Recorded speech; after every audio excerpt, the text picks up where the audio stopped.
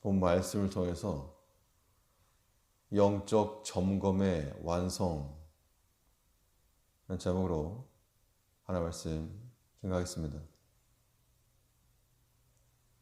잃어버려도 상관이 없는 그런 것에 대해서는 특별히 시건장치를 한다거나 보안을 강화하는 그런 일들은 하지 않습니다. 하지만 귀금속이나 중요한 물건을 보호해야 될 때는 2중, 3중으로 확인을 하고 점검하는 그러한 시스템을 갖추게 됩니다. 우리가 가지고 있는 이 영적 실체들은 그리스도의 핏값으로 얻은 것이기 때문에 결코 소홀히 여겨서는 안 될 것이고, 또 우리가 잃어버리고 상실하는 것도 안 됩니다. 그러려면 제대로 있는가 항상 확인을 하고 체크를 해야 될 것인데, 그러면 이 영적 점검을 완성하는 그런 단계는 무엇인가? 본 말씀을 통해 살펴보면 먼저는 처음과 마지막이 하나님께 연결되어 있는가, 이걸 살펴야 됩니다. 이것이 영적 점검을 하는 겁니다. 우리가 판단하는 모든 것들의 근본은 하나님으로부터 시작되어야 하고, 또 우리가 추구하는 목적 또한 하나님께로 귀속될 때, 그때 우리 영적 자산이 도적당하지 않고 안전하게 보존될 수 있습니다. 그래서 하나님께서 보장하여 주지 않으시면 인간의 노력과 수고가 헛된 것이라고 말하고 있는데, 1절에서 여호와께서 집을 세우지 아니하시면 세우는 자의 수고가 헛되며 여호와께서 성을 지키지 아니하시면 파수꾼의 경성함이 허사로다.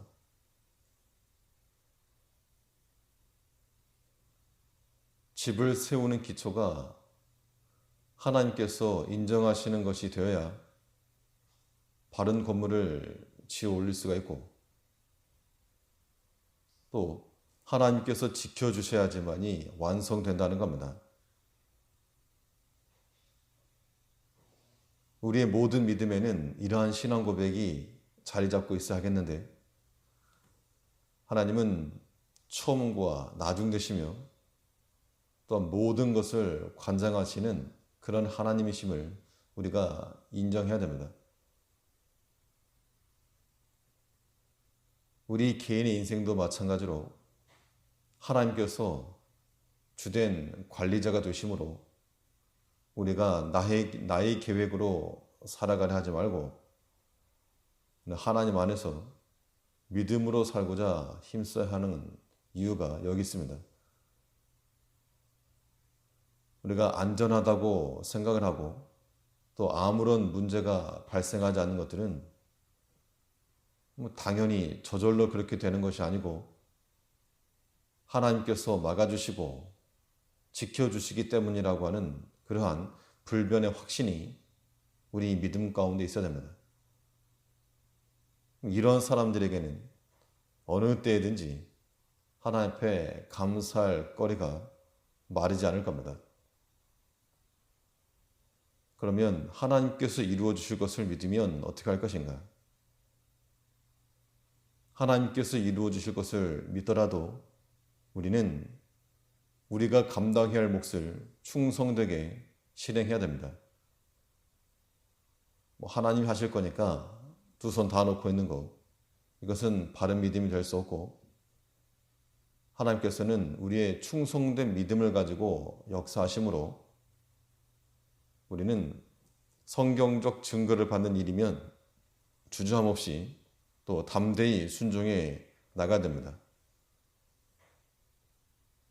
그러면 나머지는 하나님께서 알아서 하심으로 처음과 나중 되시고 모든 것을 그 뜻대로 이루시는 하나님을 굳게 신뢰해서 오직 처음과 마지막 그 중간까지라도 하나님께 다 맡기고 살아가는 우리가 되어야 됩니다. 우리 개인의 문제, 또 우리 자녀들의 문제, 또 우리가 먹고 마시는 모든 문제, 이것이 심히 염려가 되고 또 고민이 되고 해결되지 않는 그런 면이 그것이 우리의 현실이요 사실일지라도 하나님이 지켜주지 않으면 아무리 우리가 안전한 조치를 취해서 걱정할 일 없다고 해도 헛된 일이 되고 마는 겁니다. 바꿔서 우리가 염려하고 근심하게 될 만한 그 일들도 하나님이 지키시면 된다라고 하는 그 마음을 가지고 있을 때 우리가 이 모든 만사를 하나님께 맡기고 주의 긍휼하심을 구하며 믿음으로 살아가는 이러한 영적 점검을 완성할 수 있는 겁니다. 우리 삶을 돌이켜보면서 우리는 과연 점검을 하고 있는지, 아니면 문 다 열어놓고 열려 있는지도 모르고 구멍 뚫린 채로 살아가는지 생각하면서 하나님께서 세우지 아니하시면 그 수고가 헛되고 하나님께서 지키지 아니하시면 그 또한 허사임을 알아서 우리는 처음과 마지막 모든 것에 하나님을 인정을 하고 하나님의 긍휼하심을 구할 수 있는 우리가 되어야 되겠습니다. 또 우리 영적 점검을 어떻게 완성할 것인가? 우리 안에 하나님으로 인한 평안이 있는가? 이것을 살펴야 되겠습니다. 아이들만 남아있는 그 집에 문이 고장이 나서 잠기지 않는다 그러면 그 부모들이 직장을 나갔건 어디 밖에 나갔건 몸은 멀리 있으면서도 집에 있는 아이들 때문에 걱정이 돼서 불안할 겁니다.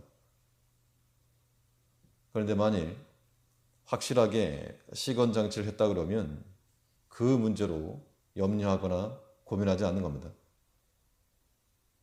우리가 알파와 오메가 되시는 하나님을 믿고 온전히 신뢰하게 된다면 그것을 인해서 마음이 불안하거나 초조해하지 않아도 된다는 겁니다.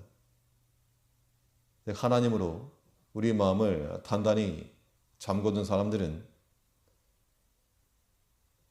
마음에 평안함을 얻을 것인데 오늘 본문에서는 그 평안함이 잠을 자는 것으로 묘사가 되고 있습니다. 2절에서 너희가 일찍 일어나고 늦게 누우며 수고의 떡을 먹음이 헛되도다. 그러므로 여호와께서 그 사랑하시는 자에게는 잠을 주시는도다. 이게 불면증 없이 잠 잘 자는 것, 이게 복된다 그런 의미는 아니고, 물론 잠을 잘 자는 것도 복 가운데 하나이지만 여기서 잠을 주신다는 것은 하나님께서 평안을 주신다는 겁니다. 여러 가지 수고가 있고 일찍 일어나고 늦게 누우며 이렇게 살아가는 그 사람들에게 하나님께서 함께해 주실 때 하나님이 지켜주시니까 하나님께서 함께 하실 것이니까 그 마음에 평안함이 임함으로 잠을 잔다는 겁니다. 우리가 비록 실질적으로 잠자는 시간이 줄어들지라도 우리는 하나님을 인하여서 우리 마음의 평안함이 잃어버리지 않아야 됩니다. 예수님께서 풍랑이는 바다 가운데 평안히 주무셨던 것 같이 그 어떤 시험이라도 어떤 사건과 문제라도 주 안에 있는 평안을 잃어버리게 만들지 못하도록 우리 마음을 단단히 잠그고 넘어지지 않도록 확실하게 체크를 해서 모든 일에 평안함을 얻어서 우리 영적 자산이 손실되지 않도록 우리가 주의해야 될 것입니다. 처음과 마지막 되시는 하나님을 믿고 그 하나님으로 인하여서 평안함을 누리는 우리가 되어야 될 줄 압니다. 기도하겠습니다.